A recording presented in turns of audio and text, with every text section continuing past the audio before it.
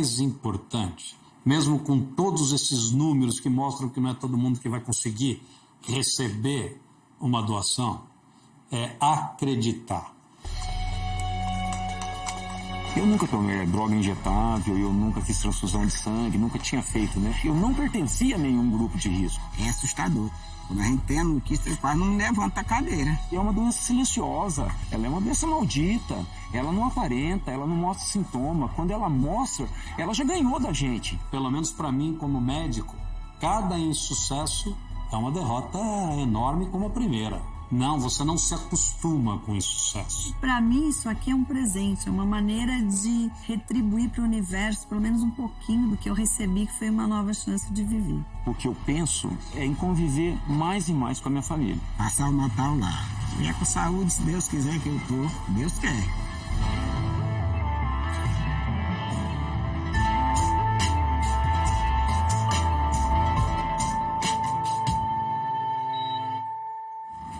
Viu? Vem ver esse aqui dela, ó.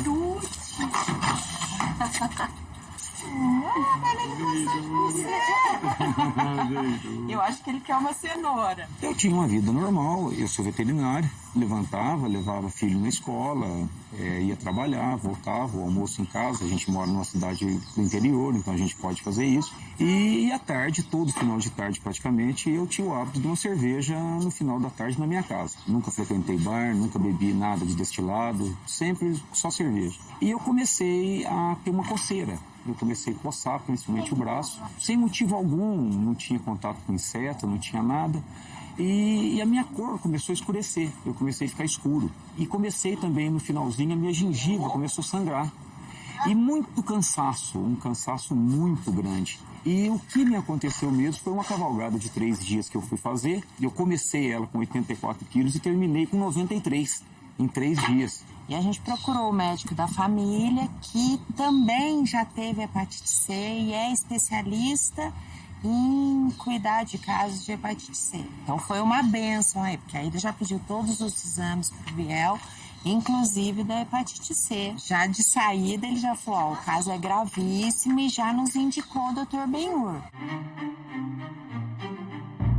O problema da doença crônica no fígado, e o problema da hepatite C, é que o fígado é um órgão traiçoeiro. Por quê? Porque ele tem uma reserva funcional muito grande. Então ele vai sofrendo, ele vai sendo agredido. Cada agressão que ele sofre, ele tenta resolver essa agressão, e essa agressão se transforma numa pequena cicatriz, e isso vai desenvolvendo que é a cirrose. Só que isso não dá sintoma nenhum. Quando o primeiro sintoma aparece, a doença já é avançada. Uma parte desses pacientes que têm hepatite C desenvolvem cirrose. Uma parte desses que desenvolvem cirrose vão precisar de transplante. A cirrose acaba evoluindo. É uma doença crônica, progressiva e irreversível. Quem tem cirrose não tem como se livrar dela, a não ser por um transplante. Por isso que o acompanhamento em quem tem cirrose é muito importante. Na hora em que você precisa do transplante, tem 2 situações básicas. Ou quando você tem uma cirrose hepática, que tem diversas causas, uma doença crônica que vem sendo desenvolvida no fígado durante anos, às vezes décadas, ou uma hepatite fulminante. Por algum motivo, pode ser vírus, pode ser medicação, pode ser desconhecido, você desenvolve uma falência aguda do fígado e precisa de um transplante em pouco tempo. Não, a chance de morte é maior do que 90%. Então, o transplante é uma alternativa de tratamento depois que todas as outras já foram descartadas e que não conseguem resolver o problema. Porque ela, obviamente, é uma alternativa agressiva.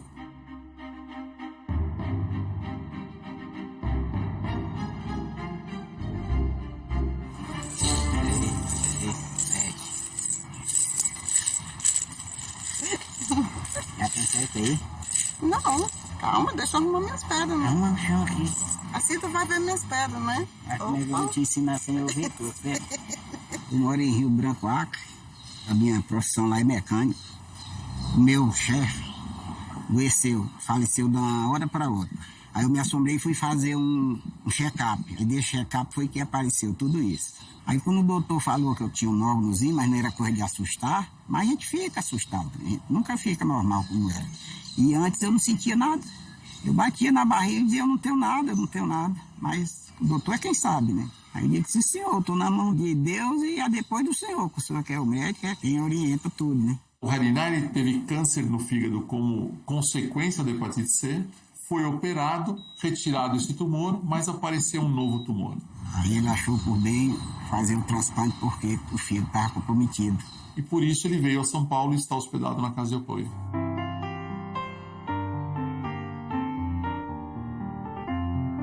50% dos transplantes de órgãos ainda são feitos no estado de São Paulo. Então você imagina que uma grande população vem para São Paulo procurar transplante. Esses pacientes vêm de regiões muito pobres. Eles contam com o apoio dos governos estaduais, chamado tratamento fora do domicílio, que fornece principalmente as passagens. Mas quando eles chegam aqui, que entram na condição de manutenção, o auxílio que eles recebem muitas vezes é irregular e insuficiente para eles se manterem. Nós tínhamos pacientes que ficavam em albergues e dentro do mesmo albergue tinham pessoas infectadas com tuberculose ou outras doenças e eles contraíam esse problema. Por esse motivo, nós criamos uma casa de apoio. É uma hospedagem temporária a esses pacientes, onde eles têm assistência médica, psicológica, nutricional, fisioterápica, e essa estrutura que envolve pré- e pós-operatório melhora muito o resultado. Se até lá o seu órgão não aparecer, a gente vai marcar um retorno com o Dr. Leonardo para ele ver se está tudo em ordem, se precisa atualizar o exame. Eu sou transplantada de fígado há 18 anos. Eu sou formada em Química, trabalhei muitos anos com isso. E depois do transplante eu não pude mais continuar na minha área por não haver um diagnóstico fechado para o que causou a minha lesão no fígado. Nesse meio tempo eu acabei conhecendo a equipe do Dr. Teste, do Dr. Marcelo, e quando foi em 2009 ele me chamou para vir coordenar o trabalho da casa. A nossa casa ela tem hoje capacidade de 31 leitos, sendo que esses leitos são pacientes mais acompanhantes. Nós não temos uma estrutura para darmos, por exemplo, um acompanhamento para medicação, para limpeza, para fazer comida. Então nós exigimos um acompanhante. Ele vem para suprir todas as necessidades que o paciente tem de cuidados no pós-operatório e no pré-operatório. Nós, família, não podemos deixar para lá, né? Então vamos buscar algo melhor para o Harinai. E é uma terapia. Querendo ou não, ali é uma terapia de trabalho todo dia, né? Tem que ocupar a mente. É uma ajuda que a gente nem esperava isso. Nem esperava esse tipo de ajuda que... As coisas hoje a gente sabe que é difícil. Aí chega a achar o que nós achamos, tudo pessoal, tudo bom, com tudo na mão. Até médico tem, bom demais. Também, de vez em quando é possível, a gente realiza algumas atividades fora aqui da casa, né? Nós tivemos há um tempo atrás um baile da primavera, que eu os levei, foi bastante interessante. Agora eu estou tentando organizar um passeio para a praia. Então a gente procura, à medida possível, fazer algumas atividades que possam tirar eles um pouquinho desse foco da doença e da cirurgia. Eu posso lhe dizer que nós reabrimos uma vida nova para cada transplantado. E você sabe, o amor não tem limites.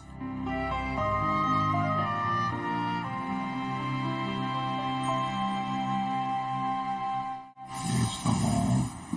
Tá comendo bem? Tô sim. O intestino tá funcionando? Tá sim. Aqui também é assim, pronto. O Harinai foi feita a transferência dele da fila do Acre para a fila de São Paulo. O transplante também é feito no Acre, mas ainda lá é feito os casos mais simples, né? De pacientes com menos risco. Os pacientes com mais risco, eles são encaminhados para cá. E agora ele está aguardando o seu doador, né? Então ele está aqui na expectativa de a qualquer momento ser chamado para o transplante. Mas tem que aparecer o mais rápido possível para a gente resolver isso logo. Se Deus quiser. Aí você vai para casa.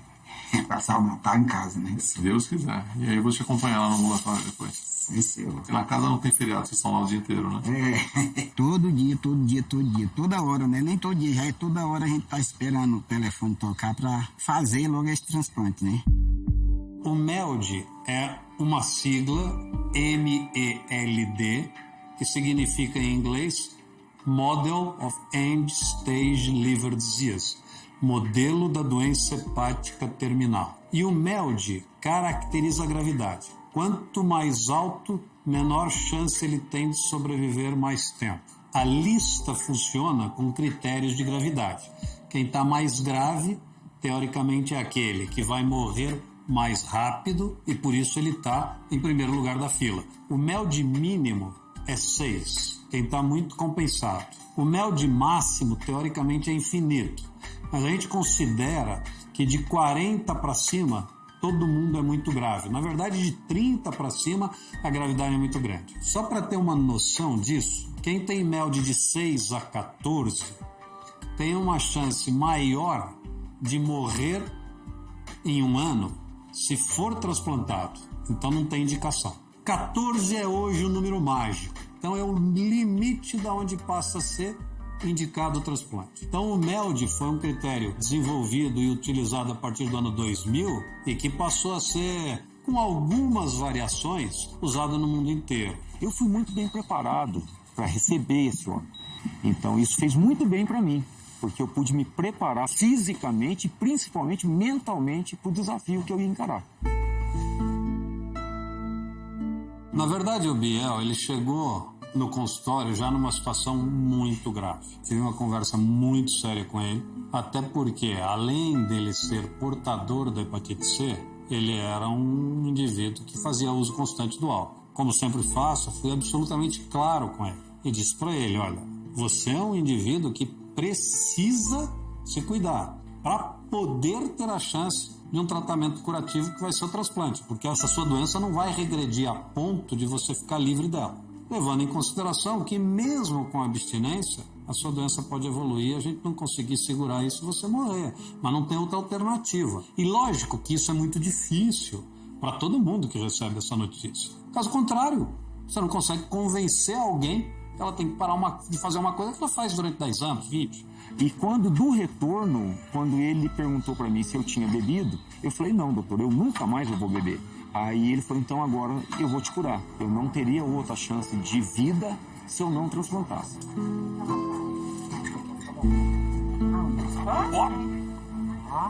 Vai, tomou. Ele tá cansado. Alguém que é alcoólatra e que desenvolveu uma doença crônica no fígado e continua bebendo, está totalmente fora da possibilidade de entrar numa fila de transplante, principalmente no Brasil. A regra no Brasil é que ele tem que estar sem beber, ele tem que estar abstêmio há no mínimo 6 meses para poder entrar em lista de espera. Então você tem que priorizar de uma forma justa que ofereça o maior benefício àquele indivíduo e o maior benefício à sociedade também. Um pouquinho preocupadão com a diferença da... Meu pai é a minha inspiração assim para a vida, tudo a gente conversa sobre todos os assuntos. Para mim era uma doença normal, assim, por exemplo, uma gripe. E até então eu não sabia a gravidade do problema que era, né? Eu fui saber da segunda consulta que ia precisar do transplante mesmo. Aí que eu comecei a procurar saber como é que era, perguntar para professor de biologia na minha escola, pesquisar. Era perigoso, mas eu tinha muita fé que ia dar tudo certo. Eu tenho comigo uma coisa chamada fé. Não importa que tipo de fé que você tem, mas você tem que ter uma fé, porque sozinho você não aguenta. O Biel chegou a pesar antes do transplante 40 quilos ou qualquer coisa parecida. Muito desnutrido, muito fraco, com esse MELD muito alto. Foram muitas internações até chegar ao transplante. Ele foi piorando a cada dia. Para ele conseguir o órgão, ele teve que piorar muito para o MELD subir. E aí foi subindo na fila do transplante. Eu entrei no Hospital Alemão Oswaldo Cruz no dia 6 de setembro de 2017. Aí no dia 21, logo de manhã, recebemos uma oferta de um doador compatível com ele. Ele foi transplantado, se não me engano, com MELD 42 ou 44. Ele foi transplantado numa situação extremamente grave. E 24 horas depois, ele teve que ser reoperado. E eu cheguei contente, porque estava tudo bem, o transplante tinha sido um sucesso. Quando eu chego até a UTI, aquele corre-corre, os enfermeiros, o doutor Benhur já voltando, eu olho para ele, assim, uma bolsa de sangue do lado dele, ele estava tendo uma hemorragia, a pressão estava caindo, ele estava morrendo. Formou uma coisa que chama hematoma. A hematoma é quando a gente bate e forma um roxo. Só que se formou na cápsula do fígado, do lado direito, quase do tamanho de metade do fígado dele e explodiu.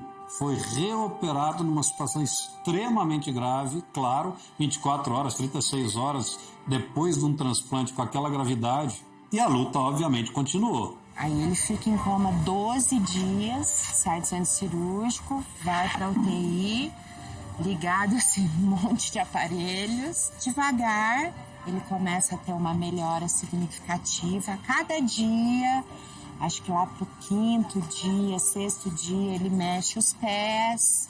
Daí ele abre os olhos. Eu acordo amarrado. O Dr. Benhur acompanhando tudo isso, claro. E ele dizendo, perguntando para que eu piscasse um olho se eu o conhecesse. Pisca um olho, Biel piscou. Eu pisquei, ele mostrou a minha esposa, se eu a conhecia, que eu piscasse o outro olho, eu pisquei. Agora pisca o outro, porque senão o André vai ficar com ciúmes. Então eu me lembro bem disso. Não vai comer boneca da minha. O Brasil hoje é o 2º país do mundo em número absoluto de transplantes de fígado. Só fica atrás dos Estados Unidos. Se a gente for levar em consideração a necessidade de um país como o Brasil para transplante de fígado, a gente estaria falando aí da ordem de 25 transplantes de fígado necessários por cada 1 milhão de população por ano. O que isso dá? Um pouco mais de 5.000 transplantes de fígado. A conta é fácil. Nós fazemos 2.000. Então tem 3.000 que precisariam de um transplante de fígado que não vão ser transplantados. E isso vai se acumulando no decorrer do tempo, essas pessoas vão morrendo na lista de espera. Para isso acontecer, a gente precisa fazer com que esta cultura da doação aumente a cada dia.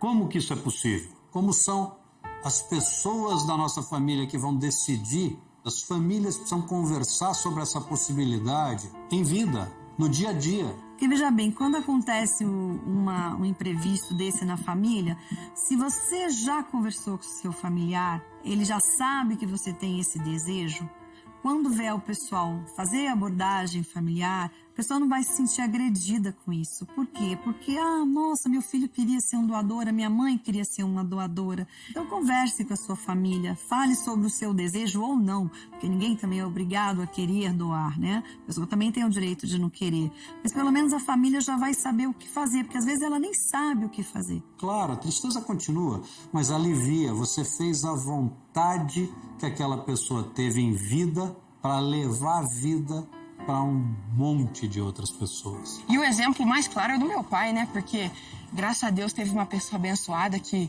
doou o órgão para ele. E eu quero ser uma pessoa assim também, um doador, com certeza. A doação de órgãos é o maior ato de generosidade que um ser humano pode ter. Depois do transplante, em algum momento, o Biel foi perdendo boa parte da força. Quando foi começo de dezembro, o Dr. Benhur pede alguns exames, ele está com citalomegalovírus. Passa o Natal, Ano Novo, e ele não tem uma melhora. Muito pelo contrário, eu achei que ele não fosse aguentar. Mas eu lembro muito dele falar para mim que ele não podia morrer. Claro, todo mundo fala, não posso morrer. Mas ele falou, olha, eu tenho 2 filhos e uma delas é uma pessoa especial. Aqui em cima tá quente, aqui no meu cabelo. Eu rezei pra ele sarar. Aí quando é dia 6 de janeiro, ele volta para São Paulo, é internado de novo no Oswaldo Cruz. Quando eu tive que novamente ficar longe da minha família, eu pensei em desistir. E o doutor me lembrou da minha segunda consulta, que ele falou, você lembra o que você disse na segunda consulta? Eu falei, não, doutor, eu não me lembro. Você me falou que queria estar no aniversário de 15 anos da tua filha. E a tua filha foi uma grande motivação para você aguentar e fazer tudo que você fez. Ou você esqueceu? E claro que estas chacoalhadas, não que elas vão resolver, mas a gente precisa nessa hora da compreensão e da força do doente, numa situação extremamente grave. Eu acho que ele sabe que você gosta de montar, Bel. E uma outra coisa muito importante, ele teve um apoio familiar fantástico da esposa. A minha esposa sempre me apoiou incondicionalmente. Ela não me deixou em nenhum momento. Eu acredito que não seja fácil. E ele realmente enfrentou todas as dificuldades que um paciente nas condições dele enfrenta e está aí hoje curtindo a família absolutamente saudável. Eu estou curado. Quem fez um transplante de fígado e passou pelo pior momento e está recuperado dele, tem vida absolutamente normal. A única diferença entre um transplantado e um de transplantado é que o transplantado toma uma medicação para o resto da vida para evitar a rejeição e precisa de acompanhamento médico periódico. Existe a maratona dos transplantados, existe a Olimpíada dos transplantados. Hoje eu vou assistir jogo de futebol com meu filho, eu levo a minha menina para andar a cavalo, eu passo aniversário na minha casa junto com a minha esposa. A minha vida hoje é melhor do que era antes. Não tem pena. Agora essa daqui aqui, ó. Meus planos, primeiramente, é quando fizer o transplante, é pegar a alta do doutor para eu ir para casa. Com saúde. Aí é bom. Estamos aí na expectativa de hoje, amanhã ou depois, eu não sei. Esse dia só Deus pertence. Para quem está na fila de transplante, a coisa mais importante é acreditar. Mesmo porque o momento da espera é o momento mais difícil.